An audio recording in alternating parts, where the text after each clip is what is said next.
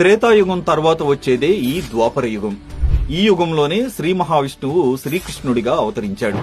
దీని కాల పరిమాణం 8,64,000 సంవత్సరాలు.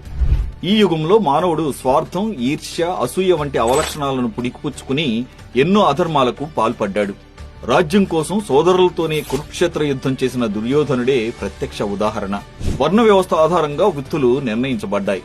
వేద విద్య బ్రాహ్మణులకు, రాజ్యపాలన, యుద్ధ కళలు క్షత్రియులకు, వ్యాపారాలు వైశ్యులకు ఉండగా శూద్రులు అంటరాని వారిగా బానిసలుగా పరిగణించబడ్డారు. వేదాలను ఋగ్వేదం, సామవేదం, యజుర్వేదం, అథర్వణ వేదం అనే 4 భాగాలుగా వర్గీకరించారు. ఈ వర్గీకరణ కారణంగా విభిన్న వృత్తులు, కార్యకలాపాలు ఉనికిలోకొచ్చాయి.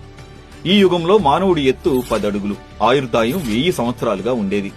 ద్వాపర యుగంలో రాజుగా చంద్రుడు, మంత్రిగా బుధుడు ఉన్నారు. చంద్రుడిది గురువర్గం, బుధుడిది శనివర్గం అవ్వడం వల్ల ఒకరంటే ఒకరికి పడదు. దుష్టులను నాశనం చేయడానికి స్వయంగా భగవంతుడే శ్రీకృష్ణుడిగా అవతరించి పాండవులకు తోడుగా కురుక్షేత్ర యుద్ధాన్ని నడిపి ధర్మాన్ని కాపాడాడు. ఈ యుగంలో ధర్మం 2 భాగాలు నశించి కలియుగం ప్రారంభమైంది.